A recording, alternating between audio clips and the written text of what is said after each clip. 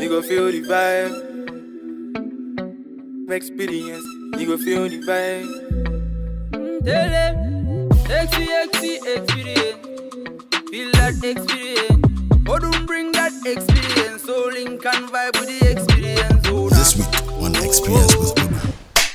What's up, guys? My name is LADIPOE, and I've just been on Experience with Odum, so check it out. So today we're chilling here. Today is big energy, you know. Today I have with me like one of Africa's greatest, the leader of the revival, you know what I mean. So we're going to quick breather. When we come back, we'll get into the interview straight up. Welcome back from this short break, and today I have with me LADIPOE from one of Africa's biggest record label. I mean, you know what I mean? Yeah. So, bro, what's good? Yeah, I'm good, man.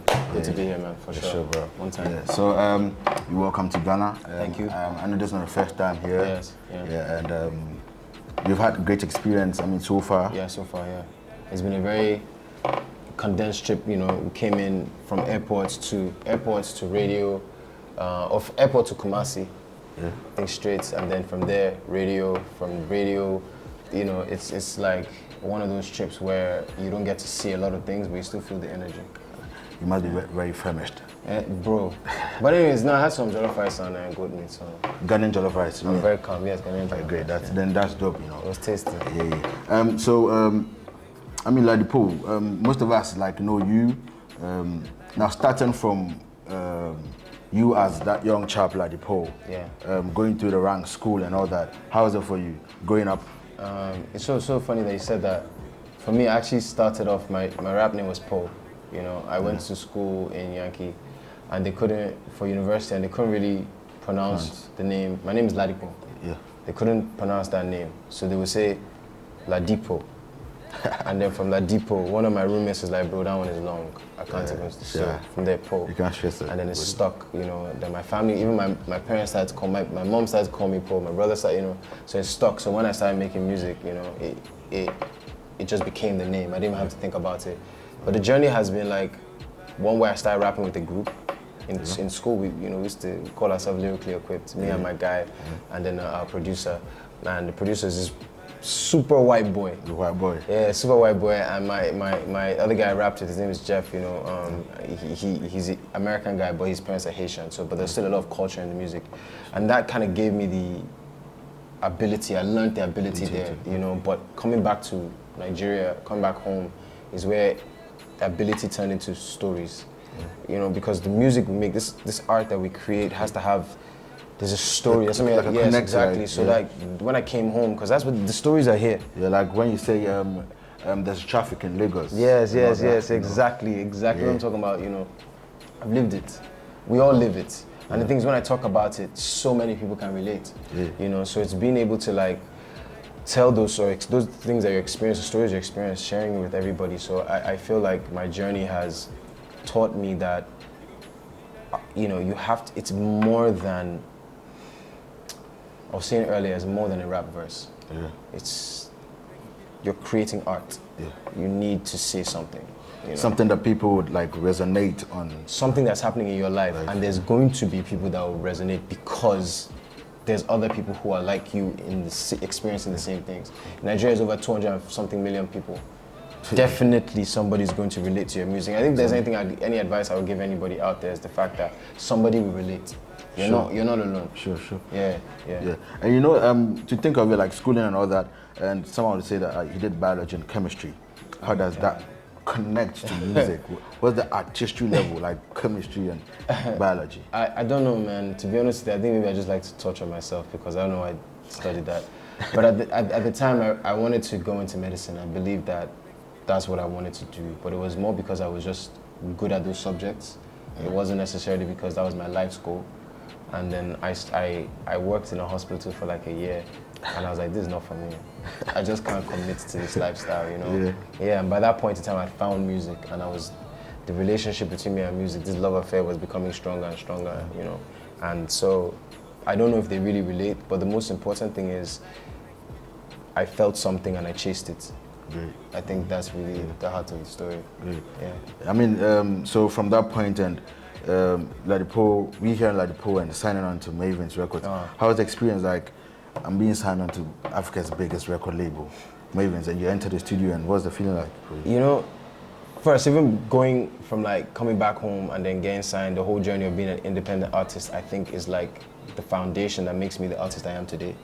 You know, I want to say this, but I feel like it's going to put me in trouble with my label. I feel like I'm the most independent artist on my label, in the sense that I came in with a strong identity of where I wanted to go, who I was. And the reason why I joined Mavin, Africa's biggest record label, or indigenous record label, is because they are ambitious and they wanted to go global. They didn't believe that they should be confined just to the shores of our country or our continent. And that's how I felt about myself. You know, I'd been pushing my music, and I was at a point where I felt like I needed a platform, I needed something. And when we had the conversation, I felt these guys want to go somewhere. I want to go somewhere. They want to take a risk to get there. I'm taking a risk. That's why I feel like they could be good partners. Alignment. Bro, because like I can't be in business. I can't allow somebody else into my life that's not willing to take a risk with me.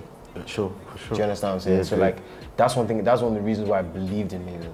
You know, their own personal ambition. So like joining with them, you know, hearing that Jazzy wanted to sign me was I can't even describe the feeling. You know, it's done Jazzy.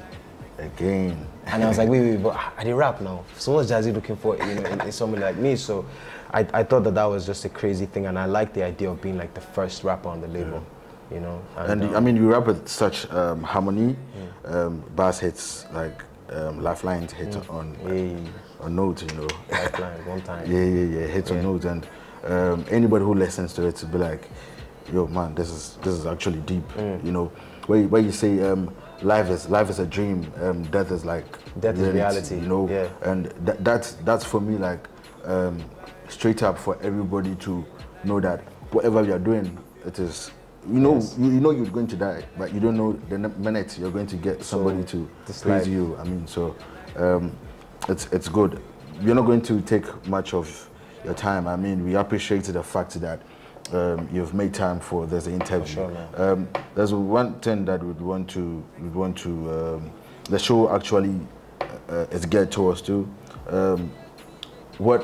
What per se would you feel like? I mean, I'm motivating someone out there, and whatever you're doing, get it straight, because you yourself, you're getting it straight. Yeah. So what's that one thing that you tell that one youth who would meet you on a daily and be like, yo, champ, do this? I mean, I think for me, it's like, at least during my own experience, it's okay to go through the identity crisis of not knowing who you are, what it is you want to make, or the kind of artist you are. That's okay. The most important thing is that nobody else can find that for you. You have to find that yourself. And then you just can't let it go. And two, you can't do it alone. You need to find people around you that believe in you. You know, I don't think I could have done this without like my own personal support system.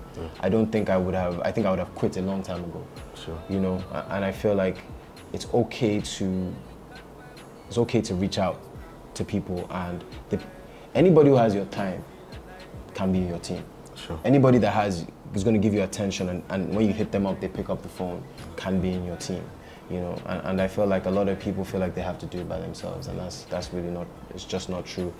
And last, man, there's a part of it that you just can't control.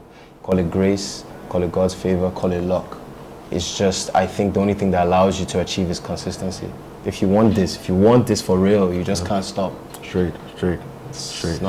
Again. But then, has anybody told you that? I mean, we're expecting like a Kendrick Lamar collaboration. Yeah. Nobody has ever told me that, but me, I've been telling myself that since day one.